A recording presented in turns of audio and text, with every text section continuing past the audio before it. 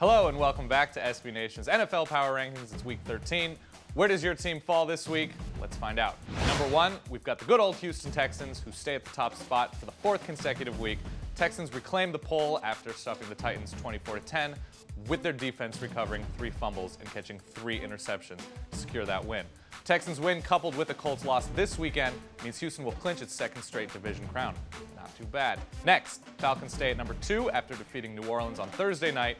They've already clinched the division and could secure a first-round bye this weekend by beating the lowly Panthers. And now for some movement. Ew. The Pats rise 2 spots to number 3 after holding off the Dolphins behind another double-digit reception day for Wes Welker, which was good enough for 102 yards and a score. New England is scoring at a high clip and have now won 6 in a row, with a Monday night date against Houston looming on the docket. They've also wrapped up a division title, just their 9th in the last 10 years. No big, y'all.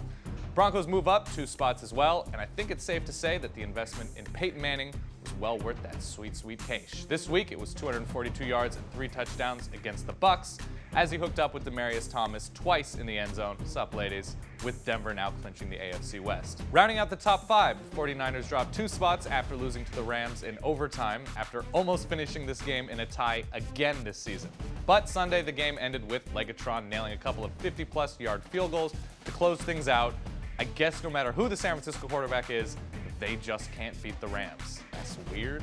Packers bounce back from last week's trouncing at the hands of the Giants to defeat division rival Minnesota and rise 2 spots to number 7. The Giants lost a close one to Bobby Three Sticks, let's go with that, and company. But New York remains at number 8, and yes, the Bears fall 2 spots to number 9 after losing to another kid. That kid, Russell Wilson, brought his Seahawks back to tie and defeat Chicago in overtime. San Francisco's still in the lead in the NFC West, but it'll be intriguing to see if the Hawks can catch them down the stretch. At number 11, the Colts used a last-second touchdown pass from Andrew Luck to stun the Lions and win their 8th game of the season. No starting quarterback who was drafted number 1 overall has ever finished 500 or better in his first season until Andrew Luck, not even Peyton Manning. Kind of ridiculous. In the NFC East, the Redskins jump up 2 spots to number 14 after the aforementioned win over the G-Men, while the Cowboys also move up 2 spots to 16 after beating the lowly Eagles. Both of those teams are 6-6, and with the Giants at 7-5, the division is truly up for grabs. New Orleans drops 4 spots in the polls this week to 18, and with a record of 5-7, the resurrection from their 0-4 start appears to be for naught, as it will be almost impossible to get into the playoffs at this point. Sorry, Saints fans, there's always next year and your incredible city. Let's do more skipping around. At number 19, the Bills stymie the Jaguars to pick up their 5th win of the season. The Jets move up to 23 after 3rd-string quarterback Greg McElroy replaced Mark Sanchez to throw a touchdown that secured a 7-6 victory. Ooh. And the Browns move up 3 spots to 25 after beating the Raiders in a game otherwise known as Cleveland vs. Oakland, a fate worse than death. At 26, the Chargers fall 5 spots after failing to score an offensive touchdown against the Bengals. The Panthers fall 3 spots to 27 after losing to the lowly Chiefs, while the Cardinals fell 1 spot to 28 after being beaten by the Jets.